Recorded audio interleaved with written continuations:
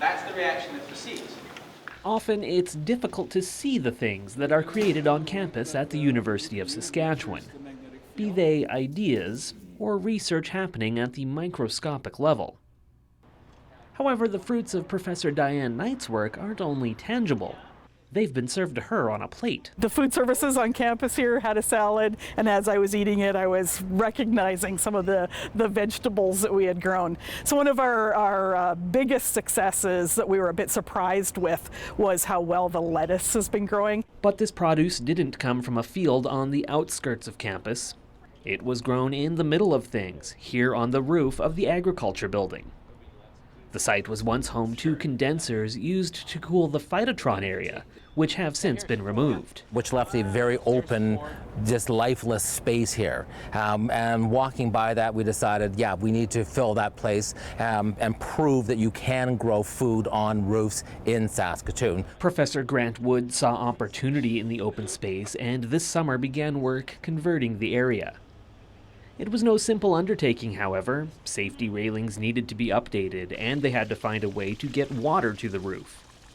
But most of all, they had to ensure it could hold the weight of pots, people, and planting material. It weighs a lot, and then once we start to water it, then you're looking at a lot of weight. So that's one of the things that if people do have a rooftop and they're wanting to establish something like this, is that they do need to know whether or not their rooftops can accommodate that weight. Once those obstacles were overcome, the rooftop garden grew into an immediate success. Since being planted in mid-June, it has yielded hundreds of pounds of produce. We've been getting about 10 pounds of lettuce per barrel. Cucumbers probably get 5 pounds, 2 to 5 pounds every other day kind of thing. So it's been a nice continuous thing. And the roots of the project have spread throughout campus, as the plants are grown using compost created here.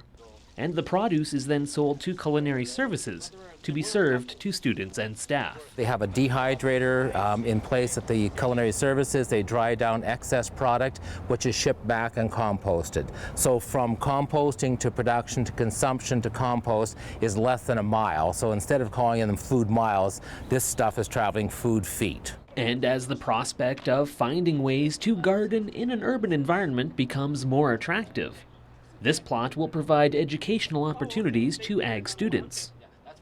The unique growing conditions here ensure they will have study materials for at least part of the new school term, long after typical gardens may have stopped producing. With the reflection off the glass, with the concrete floor, it gets hot, and it's going to retain the heat. So after we get a few frosts, we'll cover things. We hopefully will still keep growing the cool season crops and keep harvesting well into October. And there are plans to expand the garden to the north side of this walkway next year, which will likely increase the already great amount of attention being paid to the plot by people who pass through.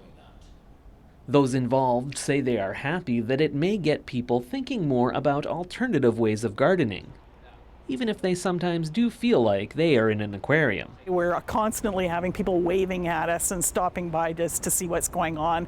And Joel and I were talking yesterday that I think our favorite thing is when we're just walking down the hallway, sort of incognito, and we overhear people talking about the garden and the enthusiasm and excitement. For Go on Shaw TV, I'm Simon Hiatt.